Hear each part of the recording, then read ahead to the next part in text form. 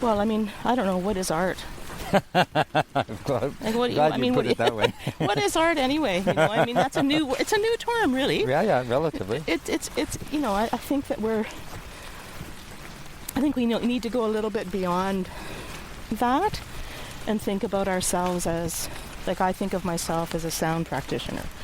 So what can I offer if someone has a visual acuity, if someone has, you know, acuity with body and movement and voice?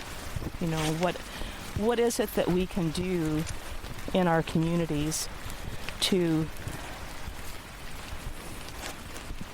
help people to listen, to be in their bodies, to breathe? Episode 220. My conversation with composer, sound artist, media artist, and facilitator Tina Pearson, whose work explores nuanced sonic investigations of perception, presence, and place. Tina suggests that we slow down and listen. But how does one actually do that? Well, sound walking is one way, and that's what Tina and I did during this 90-minute conversation, recorded in September 2024 at Pickles Park, which translates to Whitehead or White Rock in the Sankotan language of the Wasanic people. So I've edited this long conversation down to 15 minutes. What? Which you'll hear is accompanied by art, rainfall, anyway, and the Pacific Ocean. And so I find that practice, it's just informing what I do, to have that grounded, rooted relationship with place here, but also just wherever I go.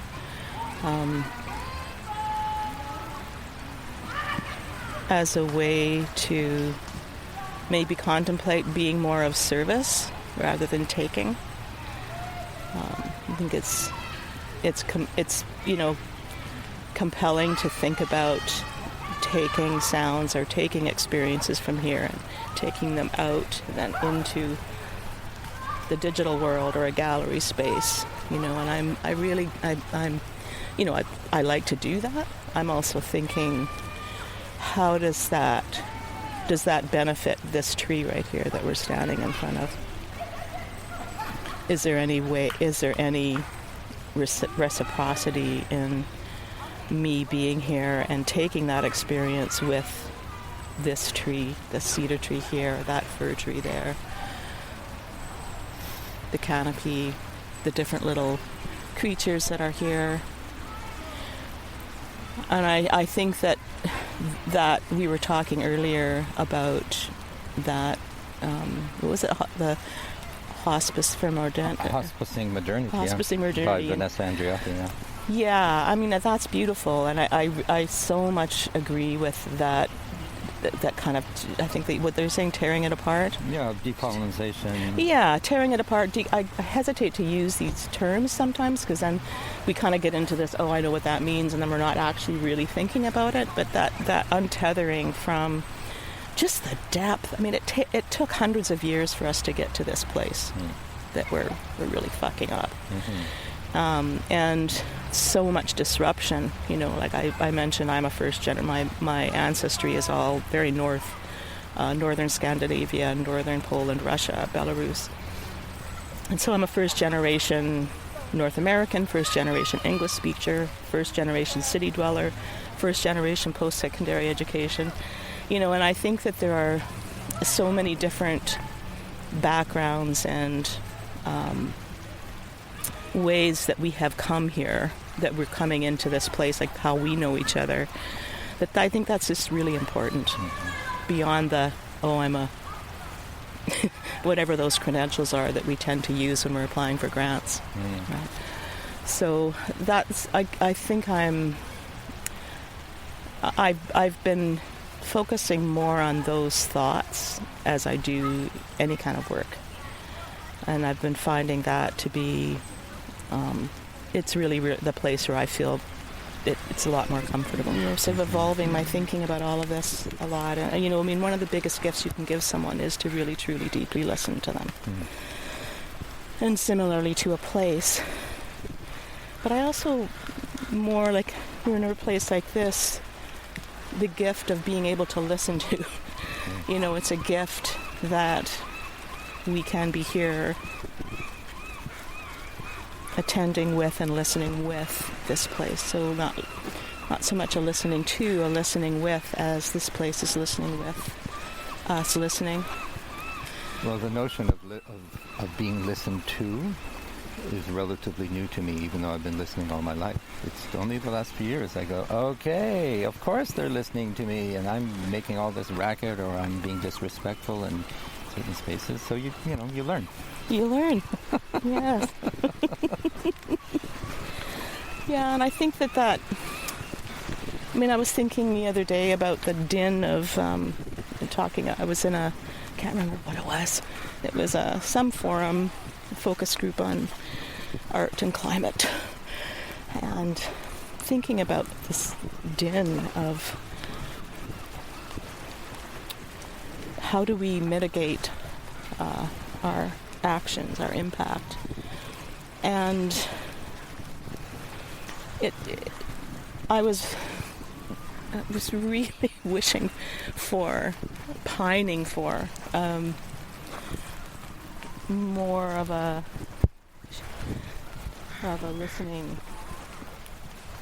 a stopping and just listening. I think a lot of they're all good, but a lot of the initiatives that I've heard about are keeping that modernity that we talked about earlier, keeping the same systems. Like, we're giving concerts, we're touring, we're still doing the same things that are part of the constructs that got us here. So I'm thinking they're the greater good, and in many ways they are good, but I hear you. I hear what you're saying. Yeah, I mean, I think if we're asking so many millions of people to not have their jobs in the oil sector, in the forestry sector, and all of the different to change their lives so fundamentally, we need to look at how it's not that much different. I think that there's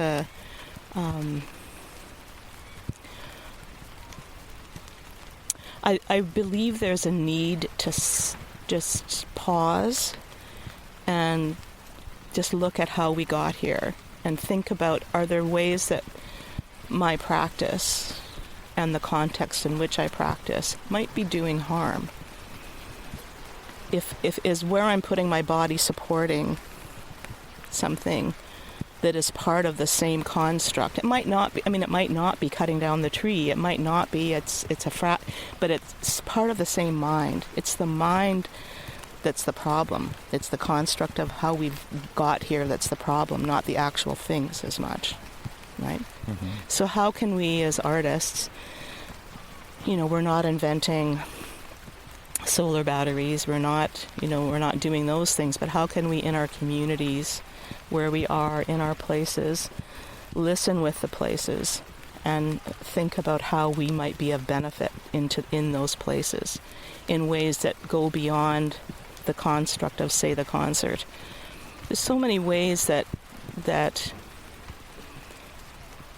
we can redefine being a sound practitioner in our communities, with passing, marking things that are important, helping people grieve. There's so many ways of doing this that don't involve the ways that need us to tour, for example, or make CDs. Mm. And I really, that tearing down modernity, untethering ourselves from those things, I think I don't know what the answer is, but I think we need that. We need to have the courage to take a break. Okay, let's just pause and think about how we're doing this and what is it that we're doing. Mm-hmm. And there's so many brilliant creative people, as in the fields that we're in. And I think that if there was time and space, supported time and space, over a number of years, I think it would really shift things.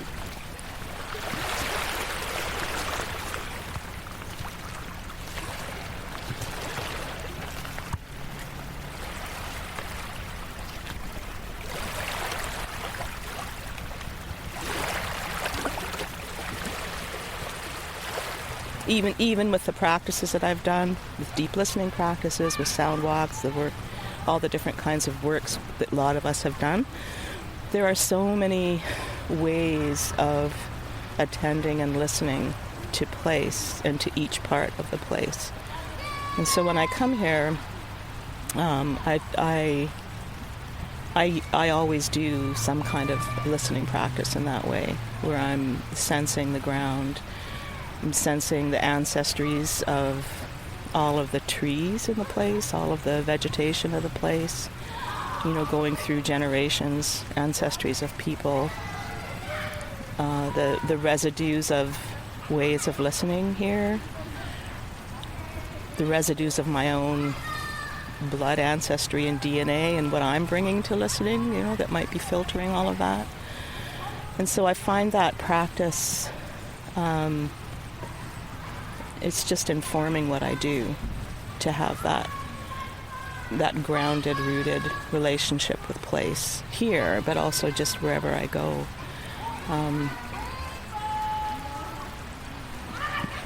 As a way to maybe contemplate being more of service rather than taking. I think it's compelling to think about taking sounds or taking experiences from here and taking them out and then into the digital world or a gallery space, and I like to do that. I'm also thinking, how does that benefit this tree right here that we're standing in front of? We need to stop. We just need to stop and listen differently. I agree with you about that artists have a role, and maybe opportunity isn't such a bad word if we think about it a little bit openly. And I think that the ways that we have been practicing, I know I'm repeating myself a lot here, but I really do believe the ways we've been practicing need to shift. We need to first stop and listen. We need to listen to place. We need to listen to how the indigenous communities of a place listen. What's needed there? What does the land need? And I think that a way will come after we do have that process. A supported process that may be facilitated in different ways. It's going to be different in each place. Where I hesitate to jump on the bandwagon of art's more important than ever until artists can pull back a little bit from. I sense a little bit. I hate to say that, but I sense a little bit of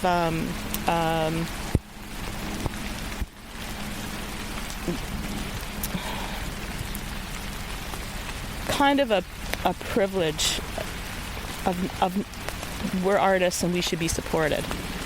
I'm not sure. Entitlement. That okay? I didn't want to use that word. Oh, it's a real word. Yeah, I know it is. I just was hesitant to use it. But because it's a bit of a diss, and I'm not. I've been part of that. I've received grants. I haven't applied for a grant or received any funding for a number of years, just intentionally. And it makes it difficult for an independent artist. I'm not affiliated with any schools or anything, so it's like, okay, how do I do this outside of that model? But I do think that until all of us can take that moment, that pause, and actually look at everything, what our practice is, I'm not sure it's just causing more harm. I think these prescriptive ways that artists kind of will come into communities, aren't listening. I think there needs to be much more just listening with community, before artists say this is what we're going to do here.